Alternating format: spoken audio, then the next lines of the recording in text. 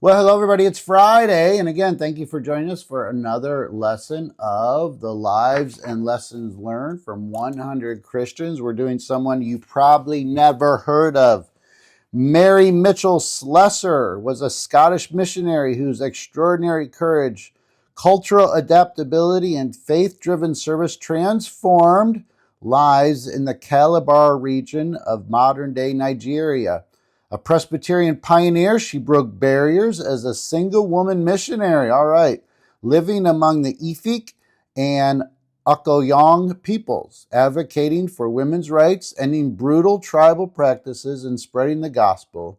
Known as Ika Ukapua Awawa, mother of all the peoples, among the locals, her legacy endures in Nigeria's Christian communities and her model of incarnational ministry. She was born December 2nd, 1848 in Aberdeen, Scotland. She was the second of 7 children in a working-class family. Her father, Robert Slessor, was a shoemaker, but he struggled with alcoholism, plunging the family into poverty. Her mother, Mary, was a devout Presbyterian and instilled a deep faith. By age 11, Mary worked 12-hour shifts in Dundee's textile mills to support the family. After they moved there in 1859, her mother's stories of missionaries, particularly David Livingstone, and her involvement in the United Presbyterian Church's missions program sparked her calling. At 14, she taught Sunday school, and by her 20s, she led a mission for street children in the Dundee slums, honing her resilience and empathy. Inspired by Livingstone's death in 1873, she applied for the United Presbyterian Church's Foreign Mission Board. In 1876, at age 27, she sailed to Calabar, Nigeria, a region notorious for harsh climate, disease, and violent tribal customs like human sacrifice and twin infanticide. Unmarried and with only a basic education, she defied missionary norms which favored men or married couples, earning initial skepticism from her church authorities. Assigned to the Calabar mission, she quickly distinguished herself by rejecting the comforts of mission stations. She learned the Efik language, adopted local dress, and ate native food, earning trust among the Efik.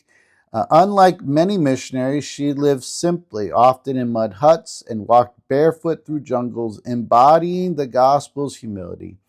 Her early work focused on teaching, preaching, and nursing, but soon tackled deeper societal issues. In 1888, she moved to the Okoyong, a warlike tribe feared for practices like twin killing. Twins were deemed a curse. Oh, awful. And trial by poison ordeal. Mary's courage shown. She rescued countless twins and their mothers, raising many as her own, earning the name Ma. She negotiated peace between warring clans, using her wit and knowledge of local customs, and persuaded chiefs to abolish inhumane practices. Her home became a refuge for orphans, widows, and slaves, with over a dozen adopted children at times. By 1903, she pioneered work in the Itu and Iko Ekapin, planting churches and schools among unreached groups like the Ibido.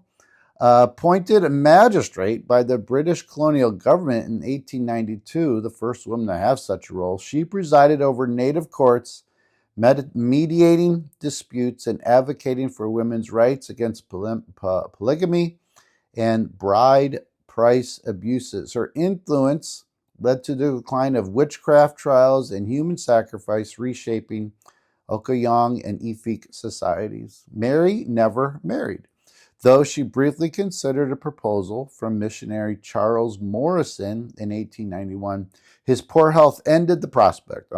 Her health, battered by malaria and dysentery, weakened over time, yet she refused to return to Scotland permanently, taking only brief furloughs. She died January 13, 1915, in Yus, Nigeria, at age 66, surrounded by her adopted children.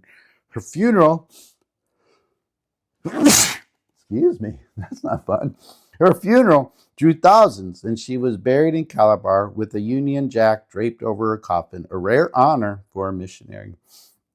Her work laid foundations for Christianity in southeastern Nigeria, with churches and schools enduring today. The Mary Slessor Foundation continues her legacy, supporting education and healthcare. Her life inspired generations of missionaries, particularly women, proving that faith and determination could overcome cultural and gender barriers. All right, some lessons. There's some obvious ones, I would think. Incarnational ministry. We think of Jesus living incarnationally, but living among the people, adopting their culture without compromising faith to build trust and share the gospel. That's missional living that we've been talking about on Sunday morning. Courage in confronting injustice, boldly challenge harmful traditions with love and wisdom, trusting God for protection. Empowerment through education, equip the marginalized, especially women and children, with knowledge to break cycles of oppression. Faith in God's provision, rely on God alone in scarcity. Prayer turns impossibilities into realities. Compassion as evangelism, practical love opens hearts to the gospel. Care for the vulnerable reflects Christ, our care. And perseverance despite weakness. Physical frailty or societal barriers need not halt God's work. Faith fuels endurance. So, all right. What an interesting life. All right. Thanks so much. Take care. God bless.